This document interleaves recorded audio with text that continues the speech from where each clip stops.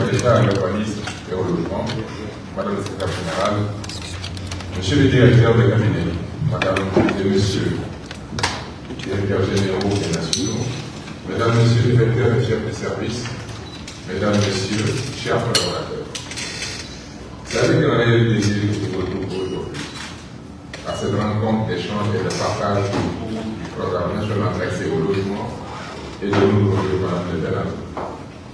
Une priorité pour notre ministère pour répondre aux besoins croissants en logement et améliorer les conditions de vie de nos concitoyens.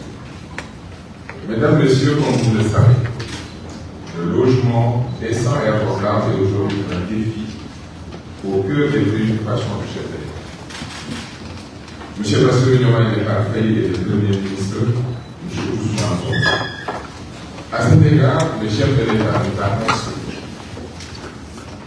lors du Conseil des ministres du 18 juillet 2024 de proposer, je cite, un programme rénové de développement des logements sociaux, zone norme intégrant des mesures fiscales, foncières et financières incitatives et durables pour faciliter l'accès au logement et à la propriété foncière et immobilière.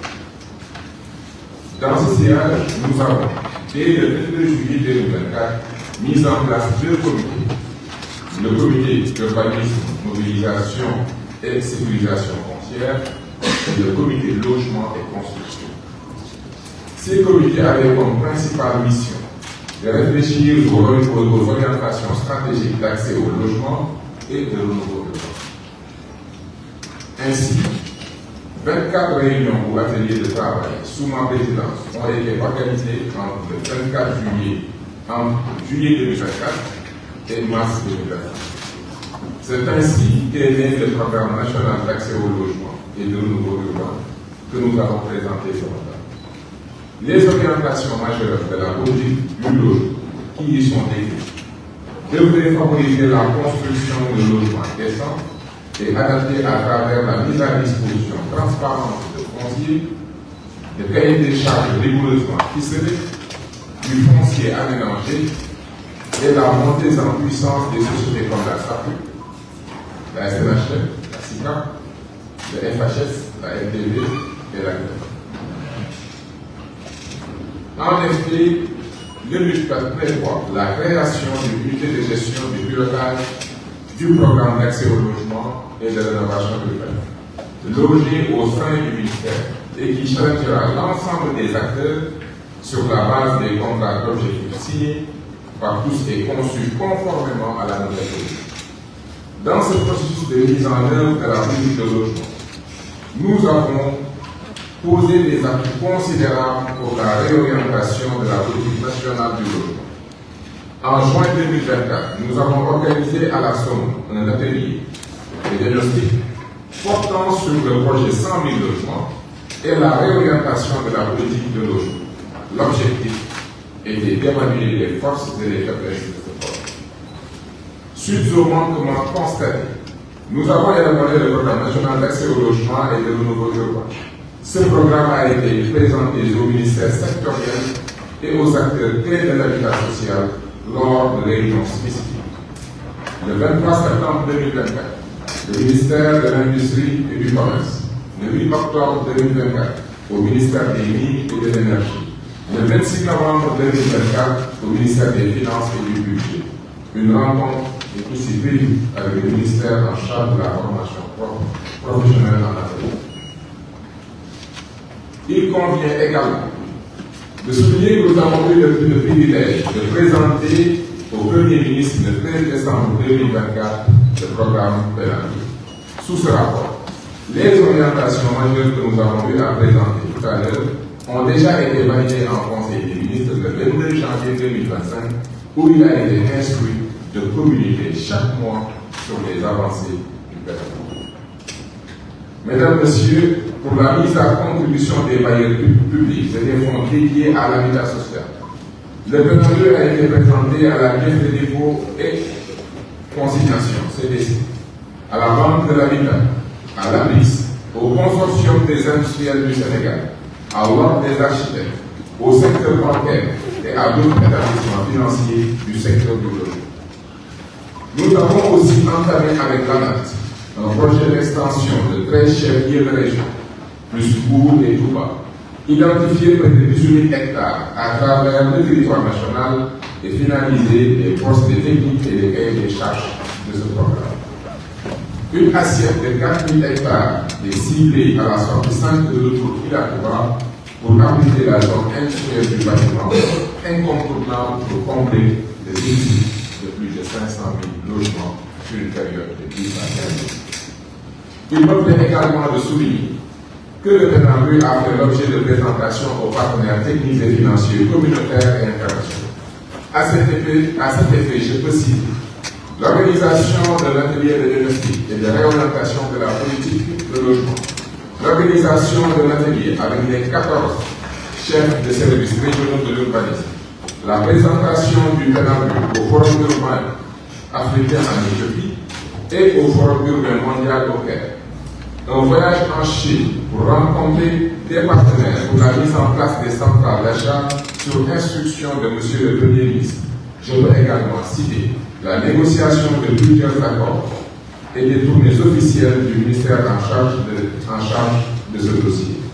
L'intérêt du PNAMU, c'est également de concrétiser lors de nos réunions de travail avec Shelter African Bank, la BEAD, la Banque africaine de développement, la BADEA, la Banque mondiale et la CAF. Ces partenaires financiers ont non seulement exprimé leur soutien par des lettres de caution et leur appréciation des modèles de réalité, mais ont également donné un accord de principe pour accompagner activement le programme. Parmi eux, je vais citer la signature d'un mémorandum d'entente avec Shelter African Bank le 21 janvier 2025.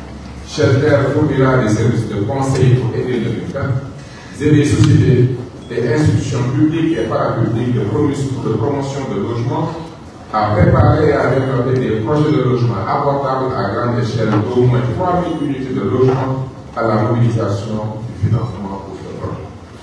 La Banque africaine de développement et la Banque ouest africaine de développement s'engagent à mettre en place une enveloppe de 6 milliards à titre de subvention pour des études des sites du programme et une assistance technique pour la structuration du programme. L'enveloppe est attendue dès la signature du décret. La Banque mondiale s'engage à prendre en charge 5 experts consultants choisis par le MICA pour l'assistance technique. Le Centre pour le financement du logement abordable, CAF, apportera des informations sur le marché pour permettre aux parties prenantes du secteur public et privé de prendre des décisions politiques et d'investissement en faveur d'un meilleur accès au logement abordable. Financement des acquéreurs et des promoteurs. Des négociations sont en cours pour l'acquisition d'une enveloppe de refinancement avec un montant pouvant aller jusqu'à 400 milliards de francs CFA pour faire face aux problèmes du profondeur du marché. La Banque de l'Habitat du Sénégal va gérer ce risque bancaire et la syndication avec la FHS qui s'occupera de l'aide financière. Des négociations sont menées auprès des systèmes financiers décentralisés pour la création d'un pool de SSD pour les prêts à court terme destinés aux couches défavorisées pour l'acquisition de parcelles viabilisées à travers les SPV. Un travail est en cours avec ces parties prenantes au niveau local, national et régional, continental et mondial pour soutenir la réalisation d'investissements dans le logement abordable au Sénégal. Durant tout ce processus, nous avons mis en avant la nécessité d'une réflexion consensuelle sur l'architecture de nos villes et communes et l'attention particulière que nous accordons au respect des règles d'urbanisme, d'architecture et de contrôle des constructions. Nous lancerons au courant de ce mois le recrutement d'un consultant expert économiste senior pour élaborer le document de politique publique du programme avant d'entamer le processus de maturation du programme. Nous nous préparons également à un conseil interministériel sur le logement afin d'assurer une mise en œuvre optimale de la nouvelle politique de promotion du logement. Mesdames, Messieurs, le Sénégal, à l'instar de nombreux pays en développement, fait face à un déficit en matière de logement notamment pour les ménages à revenus faibles et inférieurs. Ce déficit constitue un frein à l'épanouissement des populations et à la réduction des inégalités sociales. C'est pourquoi le gouvernement a mis en place ce programme, un programme ambitieux qui vise à faciliter l'accès au logement pour tous, tout en encourageant la rénovation urbaine et le développement d'infrastructures. Cependant, la réalisation de ces objectifs ne peut se faire sans la mobilisation active de toutes les directions, sociétés et services du ministère. Votre expertise, vos ressources et votre capacité d'innovation sont indispensables pour accompagner cette dynamique et permettre à des milliers de Sénégalais d'accéder à un logement décent. Mesdames, Messieurs, le Pénal-Rue n'est pas un projet lointain confié à d'autres. Son Excellence le Président de la République et Monsieur le Premier ministre, par le truchement de leur confiance, l'ont mis entre nos mains. Chacun d'entre vous, dans votre domaine d'expertise, en est un acteur clé. Ce programme est notre héritage commun. Il portera la marque de notre engagement, de notre rigueur et de notre passion pour servir le Sénégal. Au-delà des exposés techniques, je suis ici pour dire que nous n'avons pas le droit d'échouer parce que des familles vivent des conditions indignes, des enfants grandissent sans toit sûr, des quartiers entiers sont laissés en marge du développement. Cela doit cesser. Et c'est à nous d'y mettre fin, sous l'impulsion de son Excellence, M. le Président de la République, et sous les orientations de M. le Premier ministre. Comment y parvenir?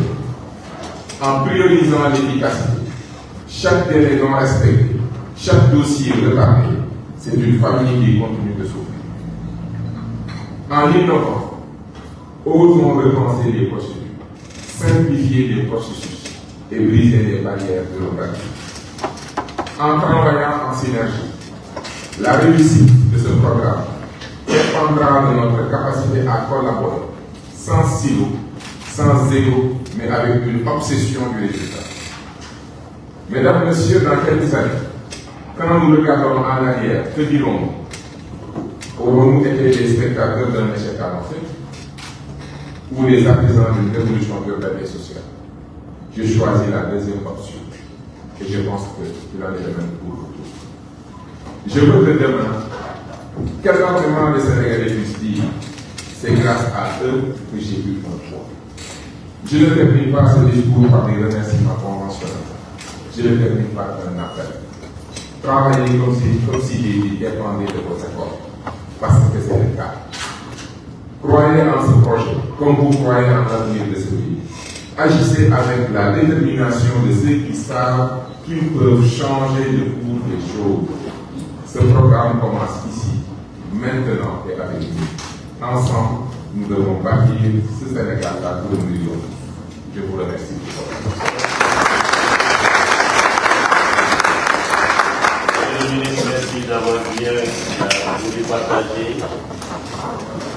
les étapes phares du processus de maturation du programme national d'accès au logement et de rénovation urbaine sur la base d'orientation stratégique alignée à la directive présidentielle selon laquelle un programme rénové de développement des logements sociaux aux normes